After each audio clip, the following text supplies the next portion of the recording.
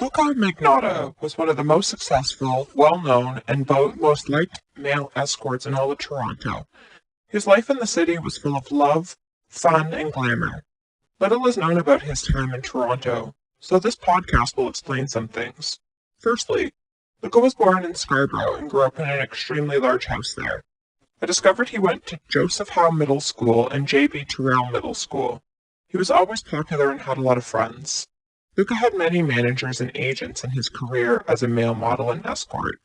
He fired most of them because of incompetence, and because a lot of his managers became obsessed with him. They stalked him and mismanaged Luka's finances and career. We won't mention any names. Some of Luka's managers were better than others, but most pretended to have Luka's best interests, yet they stalked and harassed him. Yes, Luka had managers who had blood on their hands for pushing Magnotta too far.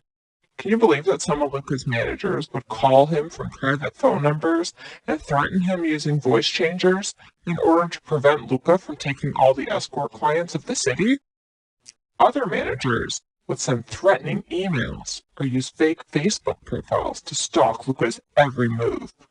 Luka caught on quickly to the two-faced snakes and intelligently fired the managers, who became even more jealous. Luka was stalked and harassed by everyone he knew out of jealousy.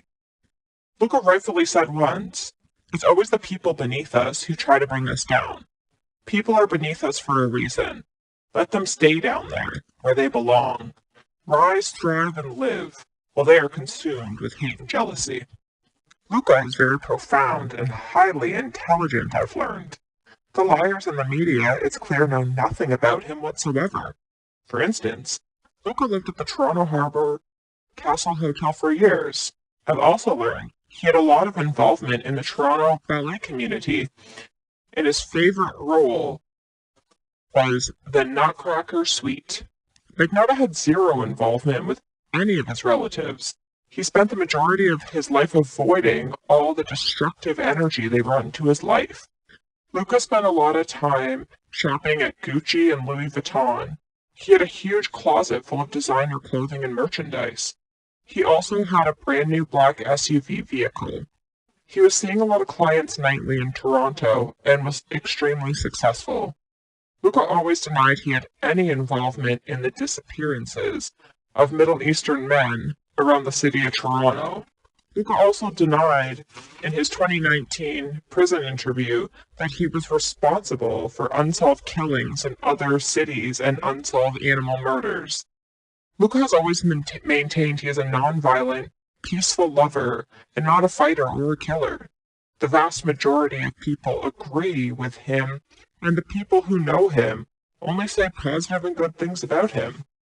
A lot of irrelevant idiots try to claim that they were friends with Luka, or dated him, or knew him. Don't believe these con artists. Luka only associated with classy, decent, intelligent individuals. Luka doesn't associate with people beneath him. All my research shows Luka's life was extremely successful and full of glamour. Never believe the corrupt lying media. Thanks, everyone. I always receive tips and interview relevant people. If you enjoyed this podcast, like, share, and comment.